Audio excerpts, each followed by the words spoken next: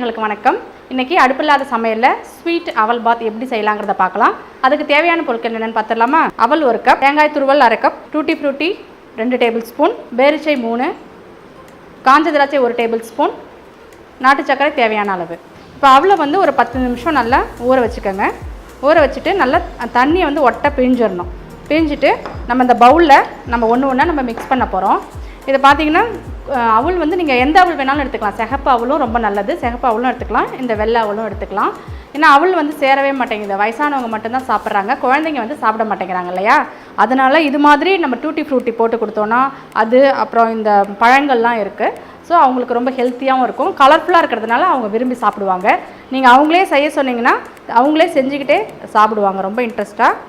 இது நான் என் அனுபவத்துலேயும் சொல்கிறேன். பசங்களை செய்ய சொன்னிங்கன்னா பசங்க தான் செஞ்ச பொருளை வேஸ்ட் பண்ணாமல் நிச்சயம் சாப்பிடுவாங்க. இதே மாதிரி தண்ணி இல்லாமல் இப்படி அவல் போட்டுக்கோங்க. இது நல்லா ஒரு 10 நிமிஷம் ஊறி இருக்குது. அதில் தேங்காய் துருவல், தேங்காய் துருவல் நீங்கள் வந்து ஈக்குவல் அளவும் எடுத்துக்கலாம். அதாவது இது 1 கப்னால் இது 1 கப் எடுத்துக்கலாம். இல்லை தேங்காய் எனக்கு குறைச்சலாக போதும் அப்படின்னு நீங்கள் நினச்சிங்கன்னா அவல் 1 கப் எடுத்திங்கன்னா 1/2 கப் வந்து தேங்காய் துருவல் எடுத்துக்கோங்க. இதில் நீங்கள் ஏலக்காய் பொடி போடலாம், ஜாதிக்காய் பொடி போடலாம், இல்லாட்டி ஒரு கிராம்பு இருக்கு இல்லையா, அது கூட நீங்கள் சேர்த்துக்கலாம். அது நல்ல ஃப்ளேவர் கொடுக்கும். இப்போ பேரிச்சம்பழத்தை இப்படி உதுத்து போட்டுடணும். அப்புறம் இந்த டூட்டி ஃப்ரூட்டி, இது நமக்கு வந்து பப்பாளி காய் தான். நம்ம டூட்டி ஃப்ரூட்டிங்கிறது பப்பாளி காய் தான், அதுவும் ஹெல்த்தி தான். காஞ்ச திராட்சை,